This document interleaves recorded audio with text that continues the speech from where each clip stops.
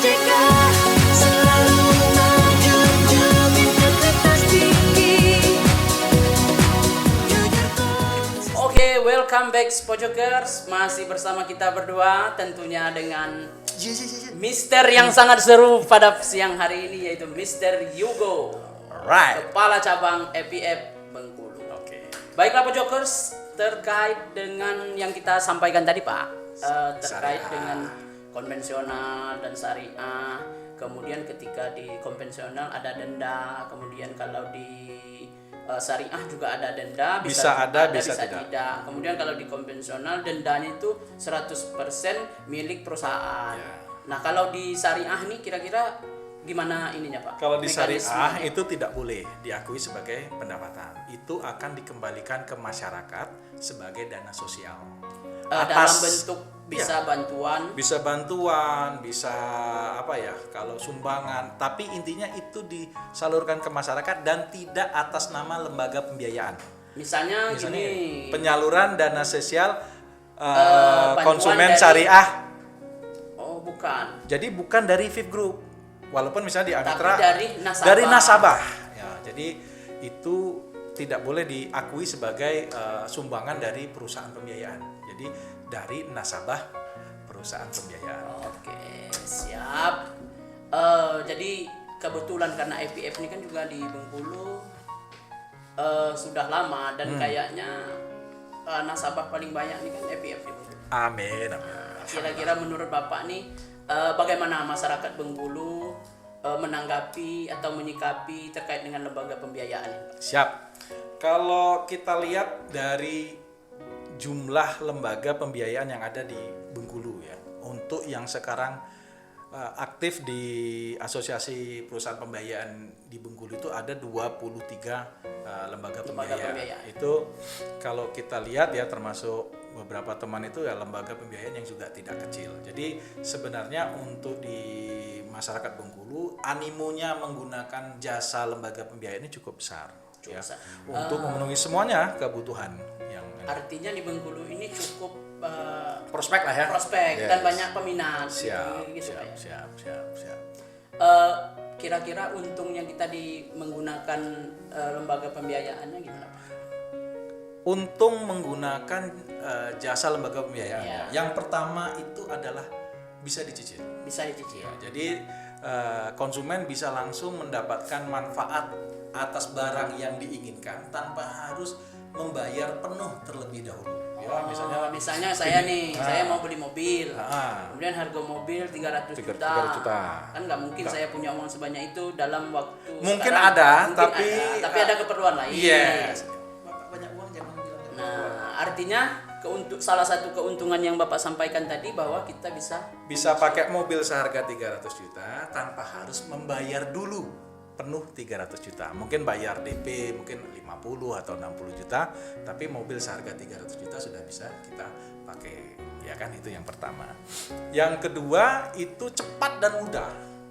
cepat Dan mudah ya. Artinya syarat-syarat Syarat bisa lebih mudah, kemudian juga ini kalau bahasanya analisanya juga lebih mudah, terutama untuk konsumen-konsumen yang unbankable. Unbankable itu maksudnya kalau untuk mendapatkan pinjaman dari bank itu sulit gitu ya, mungkin kekurangan syarat. Nah, jadi syaratnya di perusahaan pembiayaan itu lebih mudah dan prosesnya bisa lebih cepat.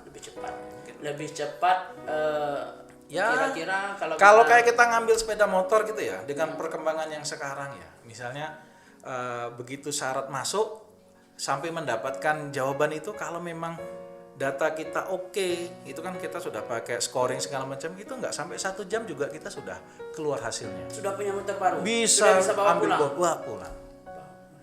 Tos, mantap kan? Mantap. Ya, yang ketiga keuntungan. masih ada lagi, Masih Pak? ada, untungnya banyak ini, ya kan? Yang ketiga, Tapi ya, saya nambah pertanyaan nanti. Boleh, Itu boleh. untungnya, Untung. ruginya nanti bisa disampaikan. Ruginya boleh. jangan. Untungnya yang ketiga itu adalah kita fleksibel masalah waktu, ya. Jadi konsumen itu bisa mendapatkan jangka waktu yang bisa disesuaikan dengan kemampuan, ya. Misalnya, oh saya kemampuan bayarnya ini sekian juta atau sekian ratus ribu. Oh, ini bisa diperpanjang sampai sekian bulan. Jadi 3 tahun, mungkin ada yang 5 tahun, mungkin ada yang 7 tahun malah. Sekarang ada yang seperti itu. Jadi nggak harus, oh kalau ambil ini Harus waktunya 3 cuma tahun. setahun. Nah itu kan. Enggak ya? Nah, jadi bisa sangat fleksibel untuk waktunya. Nah, itu. Terus seandainya ada apa-apa, ada bencana atau bencana nasional, EPF juga kan di pemberitaan juga memberikan keringanan juga kan. Ya intinya kalau kita kan mengikuti semua arahan yang diberikan oleh pemerintah, terutama oleh OJK ya, kita ikut semua yang namanya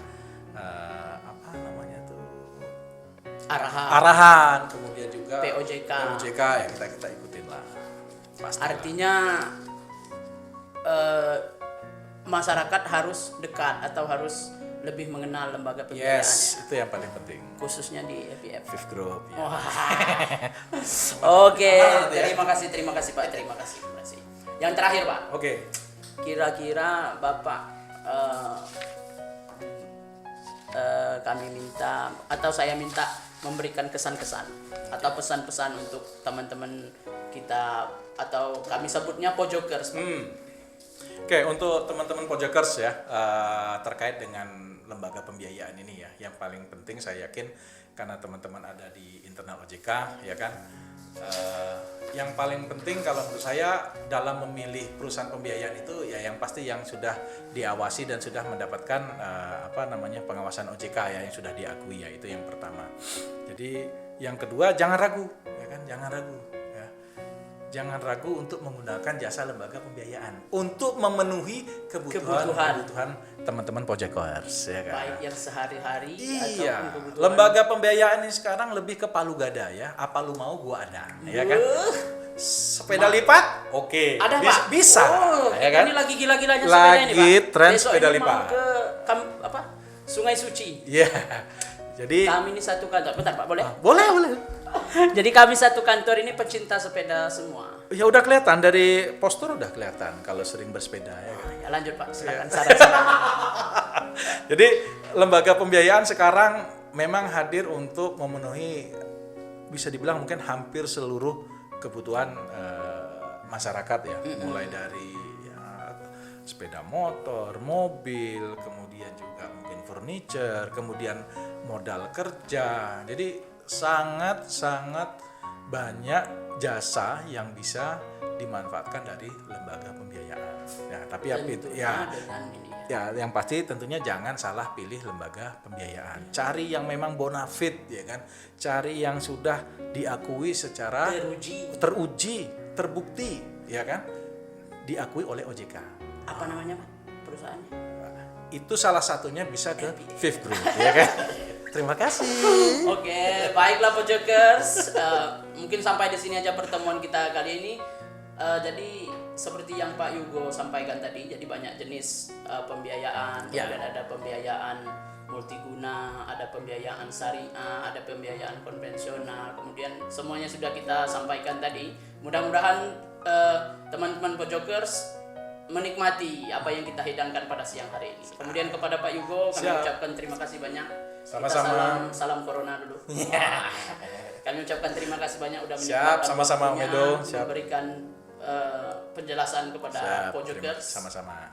Oke, waktunya berpisah. Siap. Saya Medo. Saya Dan Pak Yugo. Oke, thank you Pojokers atas waktu dan atensinya. Jangan lupa tonton terus